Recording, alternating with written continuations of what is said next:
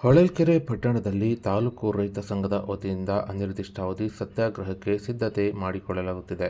ಇನ್ನು ಕರ್ನಾಟಕ ರಾಜ್ಯ ರೈತ ಸಂಘ ಹಾಗೂ ಹಸಿರು ಸೇನೆ ಮತ್ತು ವಿವಿಧ ಸಂಘಟನೆಗಳು ಸೇರಿ ಭದ್ರಾ ಮೇಲ್ದಂಡೆ ಯೋಜನೆಯನ್ನು ರಾಷ್ಟ್ರೀಯ ಯೋಜನೆ ಎಂದು ಘೋಷಣೆ ಮಾಡಿದ ಕೇಂದ್ರ ಸರ್ಕಾರ 5,300 ಕೋಟಿ ರೂಪಾಯಿಗಳನ್ನು ಕಾಯ್ದಿರಿಸಿದ್ದು, ಇದುವರೆಗೂ ಹಣ ಬಿಡುಗಡೆ ಮಾಡದೇ ಇರುವುದನ್ನು ಖಂಡಿಸಿ ಚಿತ್ರದುರ್ಗ ಜಿಲ್ಲೆಯ ಸಂಸದರ ಕಚೇರಿಯ ಮುಂದೆ ಇದೇ ಫೆಬ್ರವರಿ 5ರಿಂದ ಅನಿರ್ದಿಷ್ಟಾವಧಿ ಪ್ರತಿಭಟನೆ ಹಮ್ಮಿಕೊಂಡಿದ್ದು, ಈ ಒಂದು ಪ್ರತಿಭಟನೆಗೆ ಶನಿವಾರ ರಾತ್ರಿ 8 ಗಂಟೆಗೆ ಹೊಳಲ್ಕೆರೆ ರೈತ ಸಂಘದ ವತಿಯಿಂದ ಸಿದ್ಧತೆ ಮಾಡಿಕೊಳ್ಳುತ್ತಿದ್ದು, ಪ್ರತಿಭಟನೆಗೆ ಬೇಕಾದ ಬಾವುಟಗಳನ್ನು ರೈತ ಸಂಘದ ಸದಸ್ಯರಿಂದ ತಯಾರಿಸಲಾಗುತ್ತಿದ್ದು ಕಂಡುಬಂದಿದೆ.